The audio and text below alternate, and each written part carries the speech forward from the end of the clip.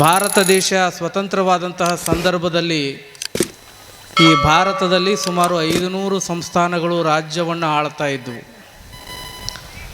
ಅಂತಹ ಸಂದರ್ಭದಲ್ಲಿ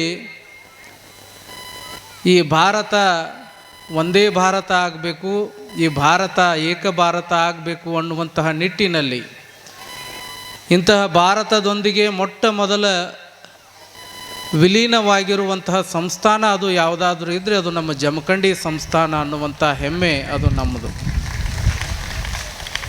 ಯಾವ ದೇಶದಲ್ಲಿ ರಾಜರ ಆಡಳಿತ ಇತ್ತು ಆ ರಾಜರೆಲ್ಲ ನಾವು ಇನ್ನೂ ವಿಲೀನ ಆಗಬಾರ್ದು ಅನ್ನುವಂಥ ಸಂದರ್ಭದಲ್ಲಿ ಒಂದೇ ಭಾರತಕ್ಕಾಗಿ, ಶ್ರೇಷ್ಠ ಭಾರತಕ್ಕಾಗಿ ಈ ಭಾರತದೊಂದಿಗೆ ಮೊಟ್ಟ ಮೊದಲ ಬಾರಿಗೆ ವಿಲೀನ ಆಗಬೇಕು ಅನ್ನುವಂತಹ ಒಂದು ಚಿಂತನೆಯನ್ನು ಇಟ್ಟುಕೊಂಡು ವಿಲೀನ ಆಗಿರುವಂತಹ ಮೊಟ್ಟ ಮೊದಲ ಸಂಸ್ಥಾನ ಅದು ಈ ಜಮಖಂಡಿ ಸಂಸ್ಥಾನ.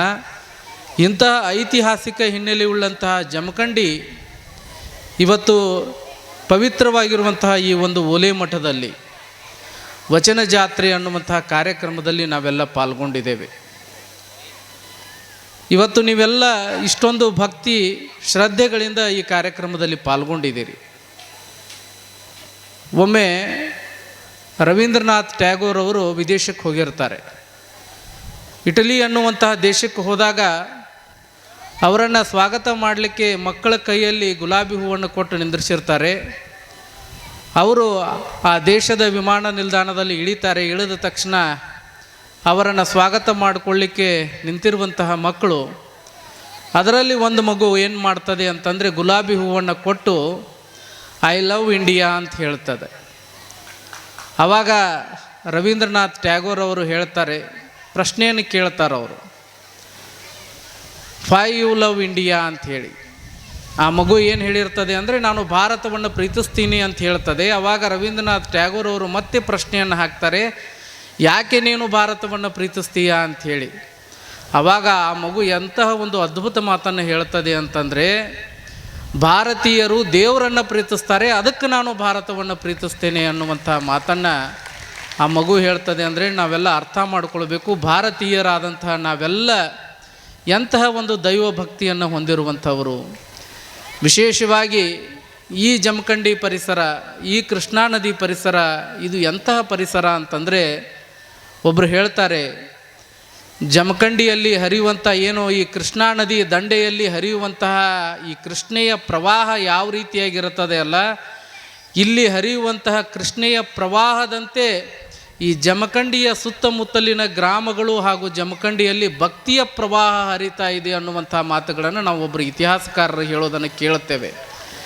ಇದು ಡಿವೈನಿಟಿ ಲ್ಯಾಂಡ್ ಅನ್ನುವಂತಹ ಮಾತನ್ನು ಇತಿಹಾಸದಲ್ಲಿ ಜಮಖಂಡಿ ಕುರಿತಾಗಿ ಹೇಳೋದನ್ನು ನಾವೆಲ್ಲ ಕೇಳ್ತೇವೆ. ಅಂತಹ ಒಂದು ಐತಿಹಾಸಿಕವಾಗಿರುವಂತಹ ಜಮಖಂಡಿ ಮಹಾನಗರದಲ್ಲಿ ಇಷ್ಟೊಂದು ಭಕ್ತಿ ಶ್ರದ್ಧೆಗಳಿಂದ ನೀವೆಲ್ಲ ಪಾಲ್ಗೊಂಡಿದ್ದೀರಿ.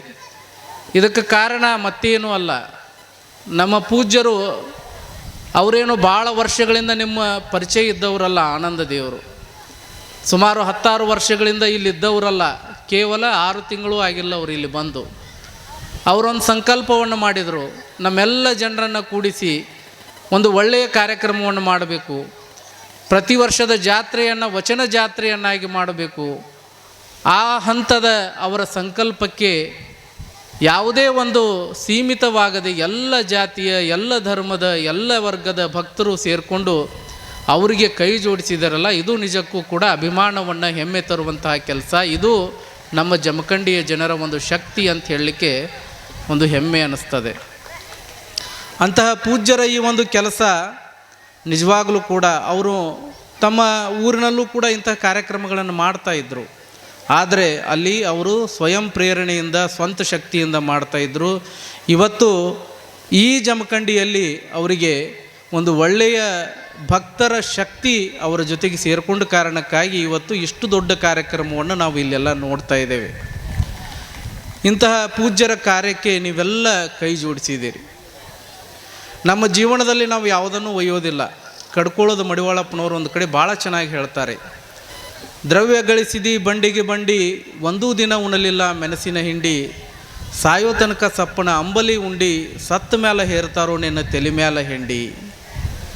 ಎಷ್ಟು ಚಂದ ಕಟ್ಟಿಸಿದಿ ಮಾಳಿಗೆ, ನಿನಗೆ ಹೋಗೋದು ಬಂತಲ್ಲೋ ನಾಳಿಗೆ, ಅವಾಗ ಹೊಲಿಸ್ಯಾರೋ ಮೂರ ಮೂಲಗಳ ಜೋಳಿಗೆ, ನಿನ್ನ ಹುಗಿದು ಬಂದ ಉಂತಾರೋ ಹೋಳಿಗೆ ಅನ್ನುವಂಥ ಮಾತನ್ನು ನಾವೆಲ್ಲ ಕೇಳಿದ್ದೇವೆ. ನಮ್ಮ ಜೀವನದಲ್ಲಿ ಯಾವುವೂ ಶಾಶ್ವತ ಅಲ್ಲ, ಎಲ್ಲವೂ ಇಲ್ಲೇ ಬಿಟ್ಟು ಹೋಗುವಂಥದ್ದು. ಆದರೆ ನಾವು ಮಾಡುವಂತಹ ಪರೋಪಕಾರ, ನಾವು ಮಾಡುವಂತಹ ಕೆಲಸಗಳು ನಮ್ಮನ್ನು ಇವತ್ತಿಗೂ ಕೂಡ ಇಲ್ಲಿ ಉಳಿಸ್ತವೆ. ವಿಶ್ವಗುರು ಬಸವಣ್ಣನವರು 900 ವರ್ಷಗಳಾದರೂ ಕೂಡ ಇವತ್ತಿಗೂ ಯಾಕೆ ಉಳಿದಿದ್ದಾರೆ ಅಂತಂದರೆ ಅವರು ಮಾಡಿರುವಂತಹ ಕೆಲಸಗಳು.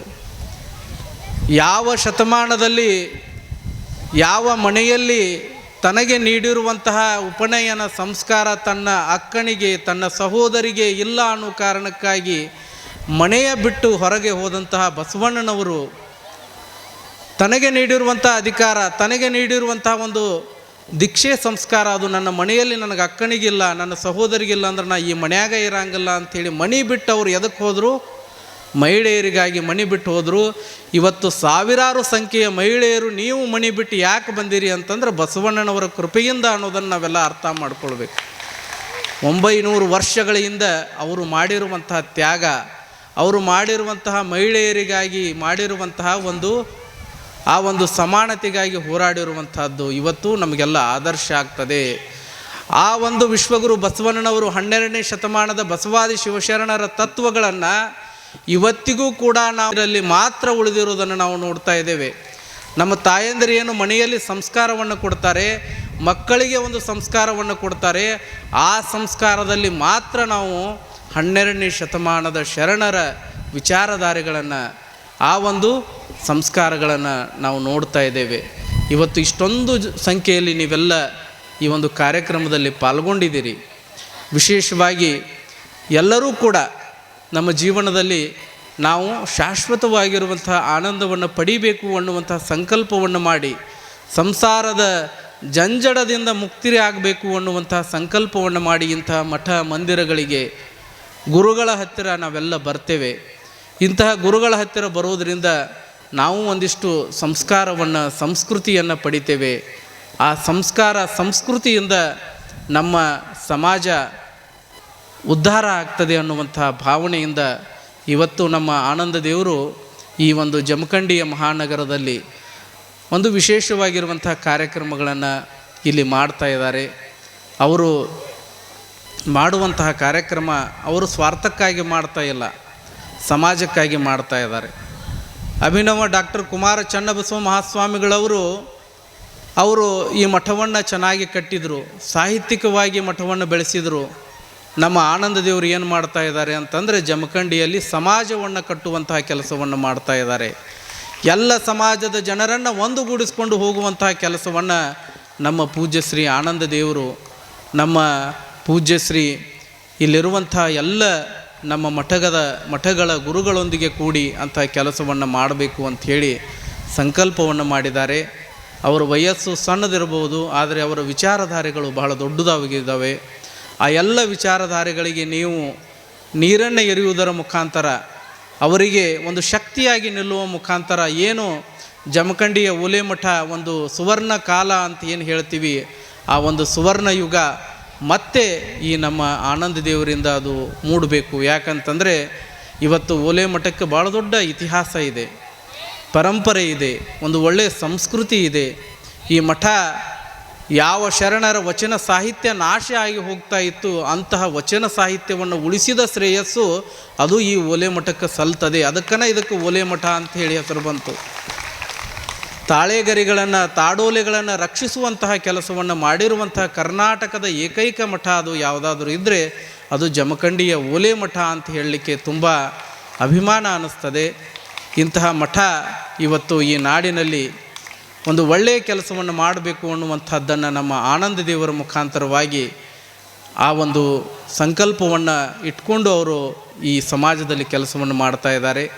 ನೀವೆಲ್ಲರೂ ಕೂಡ ಅವರಿಗೆ ಒಂದು ಒಳ್ಳೆಯ ಶಕ್ತಿಯನ್ನು ನೀಡಬೇಕು, ಅವರಿಗೆ ಮಾರ್ಗದರ್ಶನವನ್ನು ಮಾಡಬೇಕು ಅನ್ನುವಂಥ ಮಾತುಗಳನ್ನು ಈ ಸಂದರ್ಭದಲ್ಲಿ ಹೇಳಿ, ನಮ್ಮೆಲ್ಲರ ಜೀವನ ಹೆಂಗೆ ಆಗಿರಬೇಕು ಅನ್ನೋದಕ್ಕೆ ಸಿದ್ದಯ್ಯ ಪುರಾಣಿಕರವರು ಒಂದು ಕಡೆ ಹೇಳ್ತಾರೆ, ಹೂವಿನಲ್ಲಿ ಮಧುವಾಗುವ, ಹಣ್ಣಿನಲ್ಲಿ ರಸವಾಗುವ, ಕಬ್ಬಿನಲ್ಲಿ ಸಿಹಿಯಾಗುವ ಸುಕೃತ ನನ್ನದಾಗಲಿಲ್ಲ. ಹಸಿದವರಿಗೆ ಅನ್ನವಾಗುವ, ಕುರುಡರಿಗೆ ಕಣ್ಣಾಗುವ, ಹೊಲಗದ್ದೆಗಳ ಮಣ್ಣಾಗುವ ಪುಣ್ಯ ನನ್ನದಾಗಲಿಲ್ಲ. ರೋಗಿಗೆ ಮದ್ದಾಗುವ, ಮಗುವಿನ ಮುದ್ದಾಗುವ, ಬುದ್ಧನ ಭಿಕ್ಷಾಪಾತ್ರೆಯಾಗುವ ಭಾಗ್ಯ ನನ್ನದಾಗಲಿಲ್ಲ. ನಿನ್ನ ದಾರಿಗೆ ಹುಲ್ಲಾಗುವ, ನಿನ್ನ ಕಟ್ಟೆಗೆ ಕಲ್ಲಾಗುವ, ನಿಮ್ಮ ಶರಣರ ಚರಣಗಳಿಗೆ ಚಮ್ಮಾವುಗೆಯಾಗುವ ಸೌಭಾಗ್ಯವನ್ನಾದರೂ ಕರುಣಿಸಯ್ಯ ಸ್ವತಂತ್ರ ಧೀರ ಸಿದ್ದೇಶ್ವರ ಅನ್ನುವ ಹಾಗೆ ನಮ್ಮ ಬದುಕು ಒಳ್ಳೆಯದನ್ನು ಮಾಡುವತ್ತ ಇರಬೇಕು, ಪರೋಪಕಾರವನ್ನು ಮಾಡುವಂತಹ ಮಾತುಗಳನ್ನು ಹೇಳ್ತಾ 12ನೇ ಶತಮಾನದ ಬಸವಾದಿ ಶಿವಶರಣರು ಏನು ಒಂದು ಕಾಯಕ ಸಂಸ್ಕೃತಿಯನ್ನು ಕಲಿಸಿದರು, ಒಂದು ದಾಸೋಹ ಸಂಸ್ಕೃತಿಯನ್ನು ಕಲಿಸಿದರು. ಆ ಕಾಯಕ, ದಾಸೋಹ, ಶಿವಯೋಗ ಈ ಎಲ್ಲ ಸಂಸ್ಕೃತಿಗಳನ್ನು ನಾವು ಹಾಕಿಕೊಂಡು ನಮ್ಮ ಜೀವನದಲ್ಲಿ ಒಂದಿಷ್ಟಾದರೂ ಒಳ್ಳೆಯತನವನ್ನು ಮಾಡೋಣ ಅನ್ನುವಂಥ ಮಾತುಗಳನ್ನು ಹೇಳ್ತಾ ಇವತ್ತು ಈ ಒಂದು ಓಲೆ ಮಠದಲ್ಲಿ ಮತ್ತೆ ಒಂದು ಹೊಸದಾಗಿರುವಂಥ ಅಧ್ಯಾಯವನ್ನು ಪೂಜ್ಯರು ಮಾಡಿದ್ದಾರೆ. ಅದಕ್ಕೆಲ್ಲ ನಿಮ್ಮ ಬೆಂಬಲ ಇರಬೇಕು ಅನ್ನುವಂಥ ಮಾತನ್ನು ಹೇಳಿ ನಾನು 2 ಮಾತುಗಳನ್ನು ಮುಗಿಸ್ತೇನೆ. ಎಲ್ಲರಿಗೂ ಶರಣು ಶರಣಾರ್ಥಿ.